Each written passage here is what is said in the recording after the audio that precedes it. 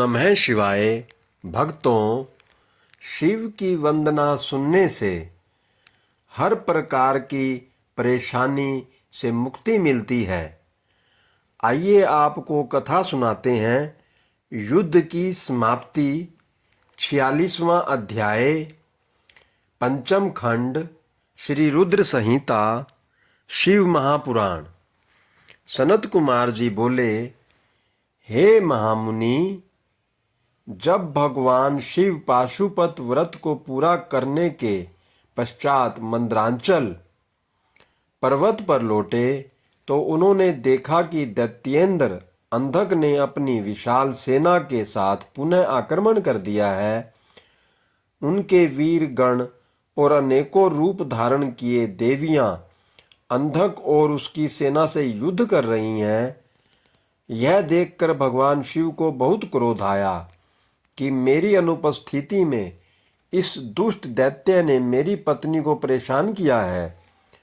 क्रोधित देवाधिदेव महादेव जी अंधक से युद्ध करने लगे, परंतु दैत्येंद्र बहुत चालाक था।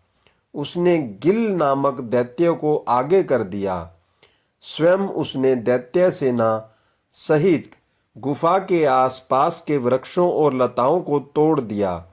तत्पश्चात उस दैत्य अंधक ने एक एक करके सबको निगलना शुरू कर दिया।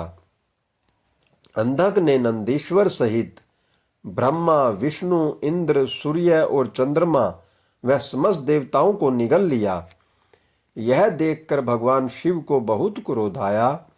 उन्होंने अंधक पर अपने तीक्ष्ण बाणों का प्रहार करना शुरू कर दिया, जिसके फलस्वरूप दैत्यराज ने विष्णु सहित ब्रह्मा, सूर्य, चंद्रमा और अन्य देवताओं को वापस उगल दिया। उधर शिवगणों ने देखा कि दैत्य गुरु युद्ध में मारे गए राक्षसों को अपनी संजीवनी विद्या से पुनः जीवित कर रहे हैं। इसी कारण दैत्यों का मनोबल कम नहीं हो रहा है। तब शिवगणों ने चतुराई का परिचय देते हुए दैत्य गुरु शुक्राचार्य को बंधक बना लिया और उन्हें भगवान शिव के पास ले गए। जब शिवगणों ने यह बात भगवान शिव को बताई तो क्रोधित शिवजी ने शुक्राचार्य को निगल लिया। शुक्राचार्य के वहां से गायब हो जाने पर दैत्यों का मनोबल गिर गया और वे भयभीत हो गए। यह देखकर देवसेना ने उन दैत्यों को मार मार कर व्याकुल कर दिया। इस प्रकार युद्ध और भीषण होता जा रहा था। दैत्यराज अंधक ने अब युद्ध को जीतने के लिए माया का सहारा लिया। भगवान शिव और अंधक के बीच सीधा युद्ध शुरू हो गया। भगवान शिव अपने प्रिय त्रिशूल से लड़ रहे थे। युद्ध करते करते दैत्यराज के शरीर पर शिवजी जैसे ही त्रिशूल का प्रहार करते, उसके शरीर से निकले हुए रक्त से बहुत से दैत्य उत्पन्न हो जाते और युद्ध करने लगते। यह देखकर देवताओं ने देवी चंडिका की स्तुति की। तब चंडिका तुरंत युद्ध भूमि में प्रकट हो गई और उन्होंने भगवान शिव को प्रणाम किया।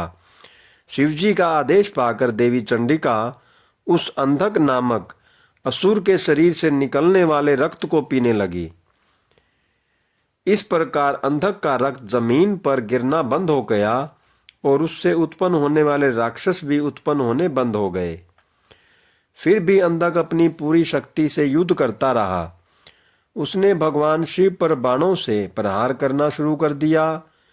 युद्ध करते करते भगवान शिव ने अंधक का संहार करने के लिए त्रिशूल का जोरदार प्रहार उसके हृदय पर किया और उसे भेद दिया। उन्होंने उसे ऐसे ही ऊपर उठा लिया। सूर्य की तेज किरणों ने उसके शरीर को जला दिया। इससे उसका पूरा शरीर जर्जर हो गया। मेघों से तेज जल बरसा और वह गीला हो गया। फिर हिमखंडों ने उसे विदीर्ण कर दिया।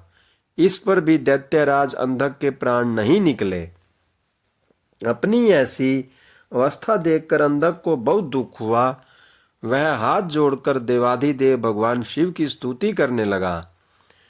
भगवान शिव तो भक्त वत्सल है और सदा ही अपने भक्तों के अधीन रहते हैं, तब भला वे अंधक पर कैसे प्रसन्न होते। उन्होंने अंधक को क्षमा करके अपना गण बना लिया। युद्ध समाप्त हो गया।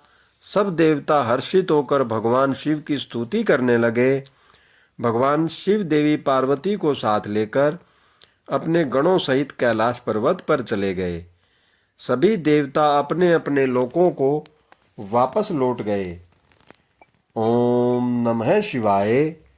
हर हर महादेव। जय भोलेनाथ। जय